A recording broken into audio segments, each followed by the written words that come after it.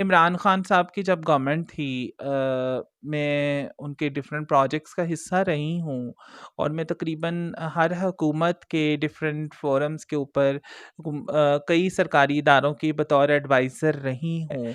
हमारी शनाख्त को सियासी गाली तो बनाया हुआ है। आज किसी सियासतदान ने किसी दूसरे सियासतदान को गाली देनी है तो उसको ख्वाजा सरा कह देते हैं। वो कहते हैं शेख रशीद साहब जो है वो एक बड़े अवामी लीडर को जो है वो ख्वाजा सरा कहते रहे हैं। मैं इंसानी हकूक़ के लिए काम करती हूँ और इंसानी हकूक़ किसी भी इंसान के हों और उस इंसान का ताल्लुक किसी भी कम्युनिटी से हो, किसी भी रंग, नस्ल, मज़हब, जिन्स, उसकी कोई भी ओरिएंटेशन हो, मैं बिल्कुल उसको सपोर्ट करती हूँ। ये जितने भी बड़े नाम हैं ये ऐसे ही हैं। इनके नाम तो बड़े हो सकते हैं लेकिन इनके काम छोटे हैं। ये जो सियासी सारी की सारी जमातें हैं ना, ये अपने जुल्म की कहानियाँ सुना के मजलूम बन के वोट मांग रहे हैं। अगर मैं अपने जुल्म बताने शुरू कर दूं कि हम ख्वाजा सरा हमारे साथ, तो हमें इस बेस पे वोट दें। हम इस बेस पे वोट मांग ही नहीं जी रहे। तो इस वजह ये जितने भी बड़े नाम हैं ये ऐसे ही हैं। इनके नाम तो बड़े हो सकते हैं लेकिन इनके काम छोटे हैं। बिस्मिल्लाहिर्रहमानिर्रहीम। अस्सलामु अलैकुम नाज़रीन, आप देख रहे हैं मेरा फ़ेसबुक और यूट्यूब चैनल। मैं हूं आपके साथ फैज़ुल हसन मलिक। नाज़रीन, इंतखाबात 2024 के हवाले से अवामी खिदमत का जज्बा लिए ख्वाजा सरा जो हैं वो भी मैदान अमल में हैं। इस वक्त हम मौजूद हैं इस्लामाबाद के हल्का NA 46 और 47 में, जहाँ से मशहूर और मारूफ़ जो ख्वाजा सरा हैं, बहुत सारे अवार्ड उन्होंने अपने नाम किए हैं। जो नयाब अली हैं वो हमारे साथ मौजूद हैं, उनसे बात करते हैं। तो बहुत शुक्रिया, आपने हमें टाइम दिया। उसके बाद आप ये बताइएगा कि ऐसे ऐसे मसाइल हैं कि जो आप समझती हैं कि बाकी सियासतदान हल नहीं कर सके और वो आप पार्लियामेंट का हिस्सा बनकर हल कर सकेंगे।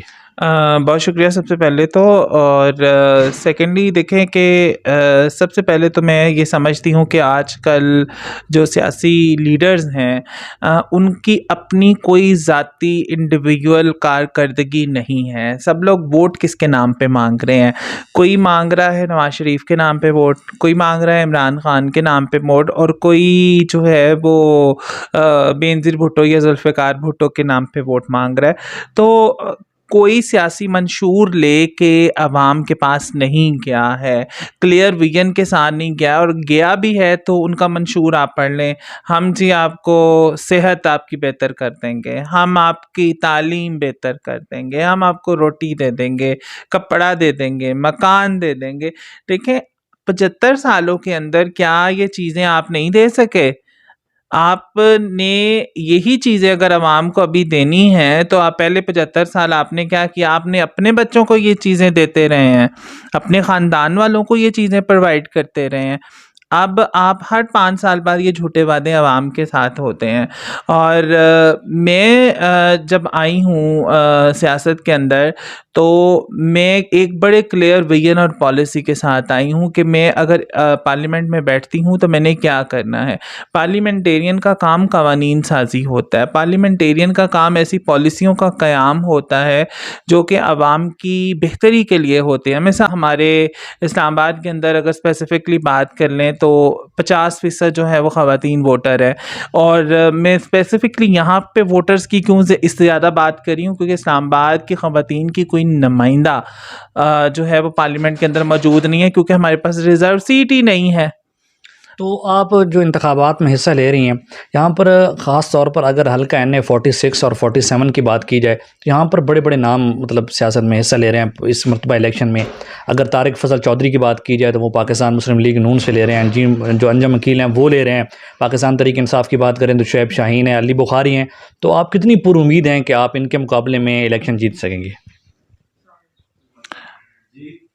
देखें, ये जो ऊंची दुकान और पीका पकवान ये वाले हिसाब है। और जहाँ तक बात है कि ये जितने भी बड़े नाम हैं ये ऐसे ही हैं। इनके नाम तो बड़े हो सकते हैं लेकिन इनके काम छोटे हैं। और काम छोटे इस वजह से कि सब ने अपनी हाउसिंग सोसाइटियाँ बना ली हैं। आज भी हमारा तरनौल हो गया, बाराकऊ हो गया, तरामड़ी हो गया, इसके अंदर बेसिक हेल्थ यूनिट मौजूद ही नहीं है, जिसके लिए तमाम हमारे हल्के के आवाम को सफ़र करने के लिए पिम्स या पॉलीक्लिनिक आना पड़ता है। वहाँ पे जो ह्यूमिलिएशन होती है वो हमें सबको पता है।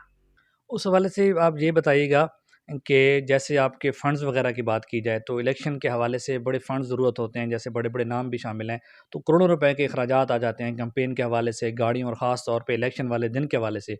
तो आपकी जो फंडिंग हो रही है वो कहाँ से हो रही है और आपकी आगे क्या पॉलिसी है? देखें, ये सवाल मेरे ख़्याल से सियासतदान जो दूसरे हैं, ये उनको पूछना चाहिए कि भाई तुम लोग इतना पैसा लगा रहे हो, ये तुम लोगों के पास पैसा आया कहाँ से है? तो बजाय मुझसे पूछने के मेरे जो असासे हैं वो बड़े जो है वो क्लियर हैं कि कितने को पैसे हैं मेरे पास।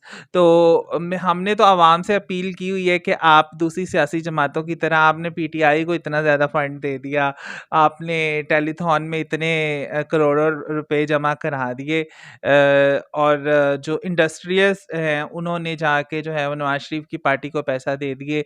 जहांगीर तरीन को तो वैसे ही एटीएम कहा जाता है, तो इन लोगों को पैसे की कमी नहीं है।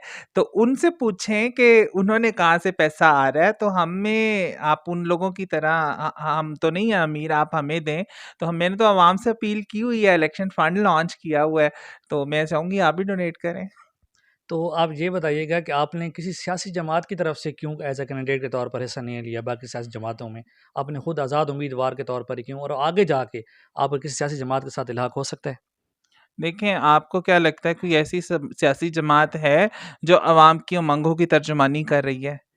आपको लगता है कि कोई ऐसी सियासी जमात है जिसने अवाम की एक्चुअल फलाह व बहबूद के लिए काम किया है?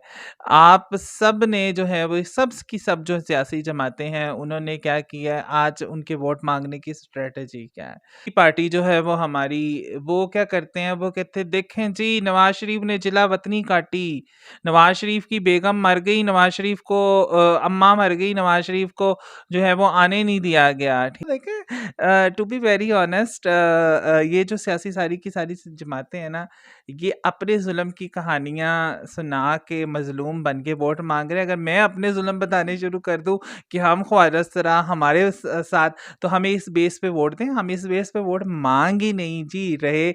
तो इस वजह से मैं किसी सियासी जमात के साथ ना तो इल्हाक करना चाहती हूँ, और मैं इंडिपेंडेंट कैंडिडेट के तौर पर अपनी इंडिपेंडेंट कैंडिडेसी बरकरार रखूंगी। लेकिन अगर कोई हमें ऐसा लगा कि कोई उम्मीदवार किसी सियासी जमात का वज़ीर आज़म का होगा, जो कि हमें हमारा मंशूर पूरा करने के लिए हमें कमिट करेगा, तो उसको वोट देंगे। लेकिन मैं अपनी इंडिपेंडेंट हैसियत बरकरार रखूंगी और आप ये बताइएगा कि जैसे इलेक्शन के हवाले से पोलिंग बूथ के ऊपर ख़वातीन और मर्द के बनाए गए हैं अलग-अलग, तो उसमें एक ट्रांसजेंडर के हवाले से नहीं बनाया गया कोई अलग।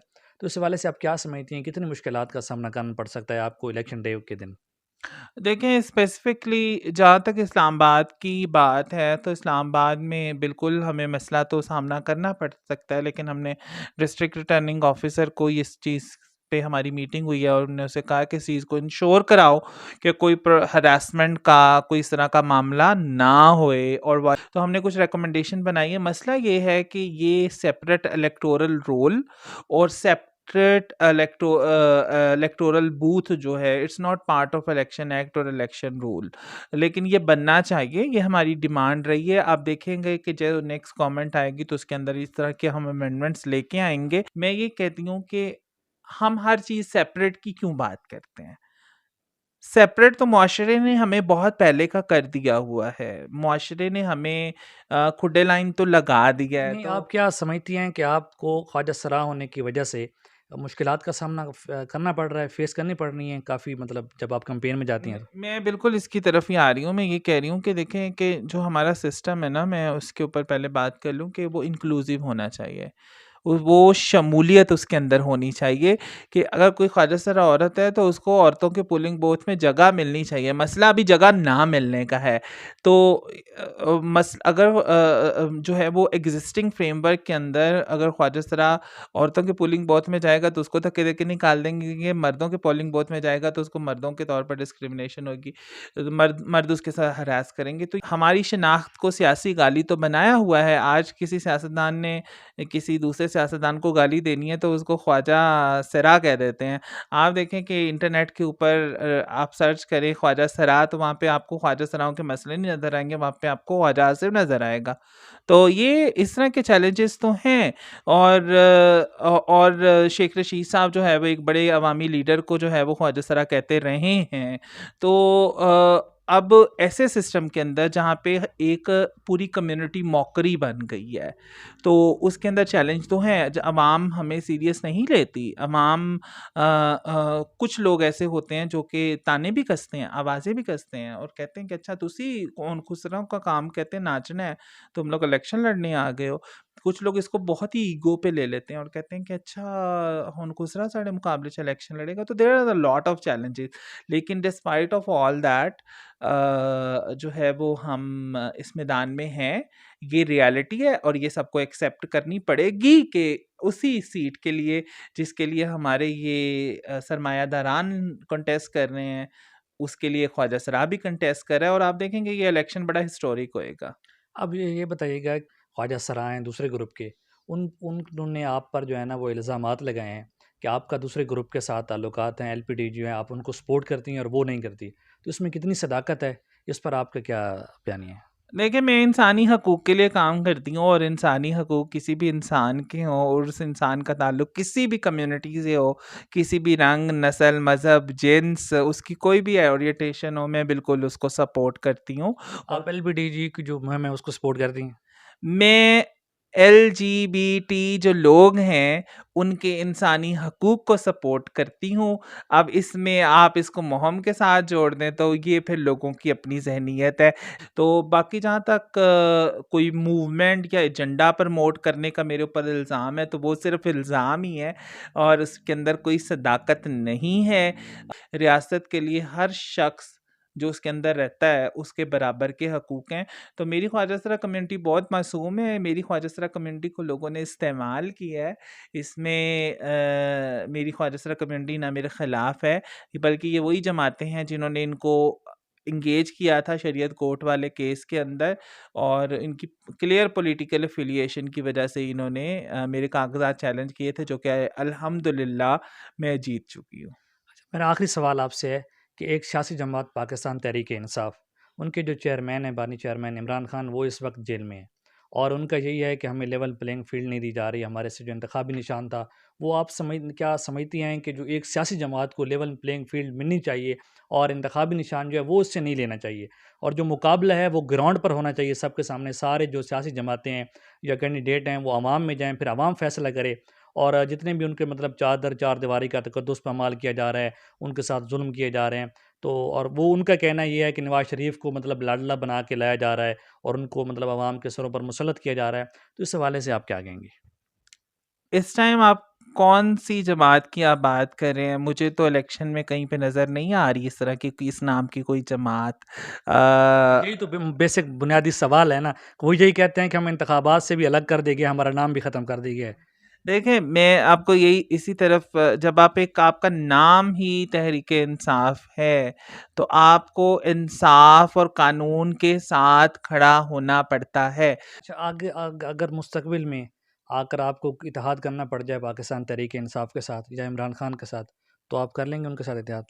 देखिए, मैं इमरान खान साहब की जब गवर्नमेंट थी मैं उनके डिफरेंट प्रोजेक्ट्स का हिस्सा रही हूँ और मैं तकरीबन हर हुकूमत के डिफरेंट फोरम्स के ऊपर कई सरकारी इदारों की बतौर एडवाइज़र रही हूँ। जहाँ तक इत्तेहाद करने वाला सवाल है, मुझे तो अभी तहरीक इंसाफ आती हुई नज़र नहीं आती है।